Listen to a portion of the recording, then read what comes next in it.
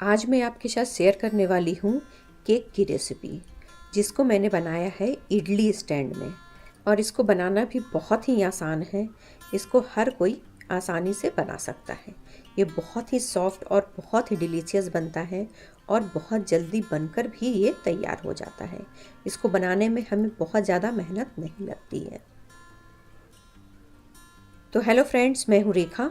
मेरे kitchen रेखास fresh flavour में आपका स्वागत है। तो चलिए आज की रेसिपी हम बनाना शुरू करते हैं।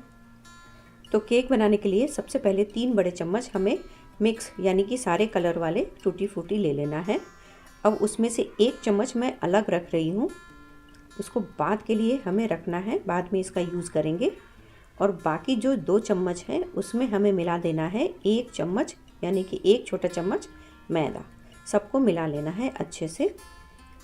दोस्तों, टूटी फ्रूटी में मैदा मिलाकर अगर हम केक में डालते हैं तो ये नीचे जाकर बैठता नहीं है, ये चारों तरफ स्प्रेड रहेगा। अगर नहीं मिलाएंगे तो ये नीचे जाकर बैठ जाता है। अब इसमें जो मैदा डाला है हमने उसको अच्छे से छान लेते हैं। अब छानकर इसको अलग रख देते हैं। अब केक को बेक करने के लिए हमें इडली स्टैंड को गर्म कर लेना है। आधा किलो के करीब नमक डालकर उसको अच्छे से ढककर हम प्रीहीट होने देंगे। जब तक ये प्रीहीट हो रहा है तब तक हम बैटर तैयार कर लेते हैं। तो बैटर बनाने के लिए हमने 1/3 कप तेल ले लिया है, ये रिफाइंड तेल है।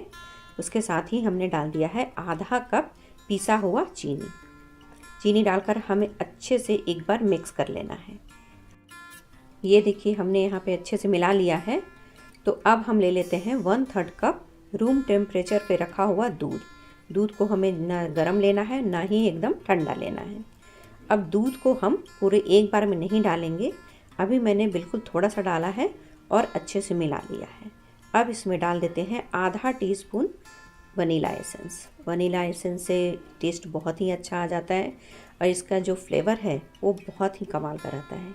अब सारी चीज़ों को मिलाने के बाद एक छन्नी ले लेते हैं, क्योंकि हमें छानना है। तो 1 कप हमने यहाँ पर मैदा ले लिया है। अब कस्टर्ड केक बना रहे हैं तो अब हम यहाँ पर ले लेते हैं 1/4 कप कस्टर्ड पाउडर। अब दोनों चीज़ों को हमें अच्छे से छान लेना है।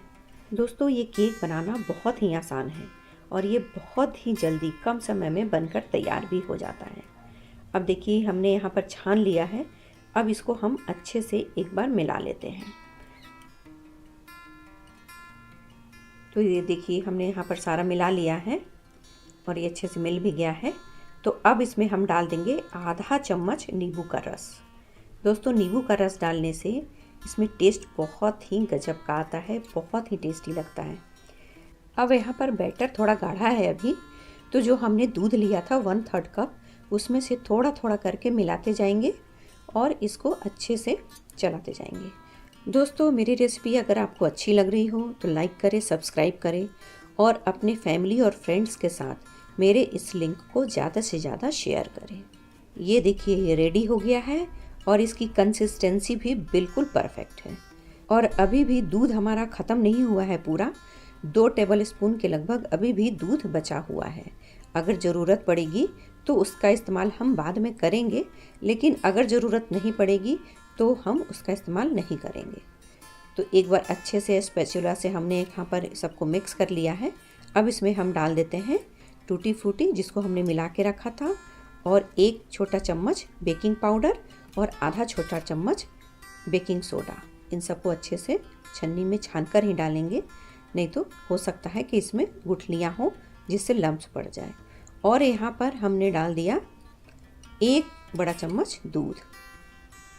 अब अच्छे से सबको मतलब धीरे धीरे, ज़्यादा ज़ोर से नहीं करना है, हमें हल्के हाथों से सबको मिला लेना है। कट एंड फोल्ड में चलाते हुए हमें अच्छे से मिला लेना है। ये देखिए रेडी हो गया है। इसकी कंसिस्टेंसी भी बहुत अच्छी है और इतना में से हमारा 1 टेबलस्पून दूध अभी भी बच गया है, जिसको हम और नहीं मिलाएंगे।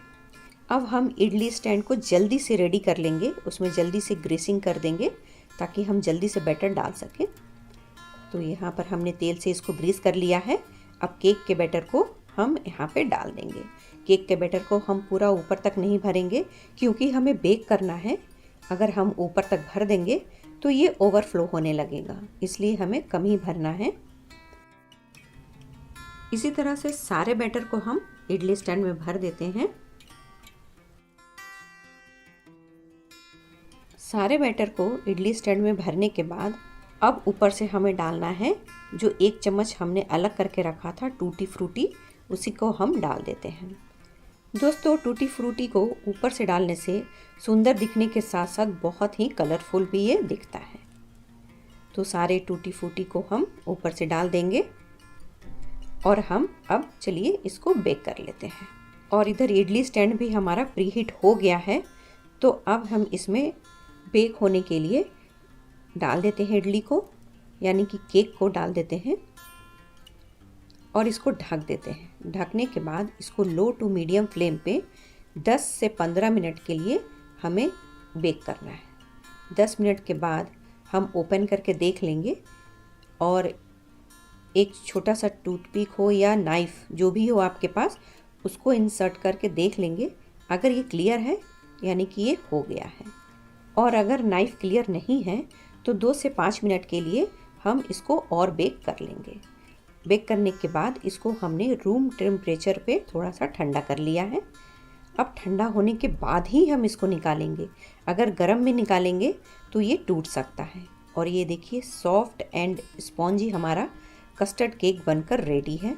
आप इसको छोटी मोटी भूख लगी हो या तो चाय के साथ बनाकर आप इसको एंजॉय कर सकते हैं, या तो बच्चों के टिफ़िन में पहले से बना कर रख कर आप इसको दे सकते हैं।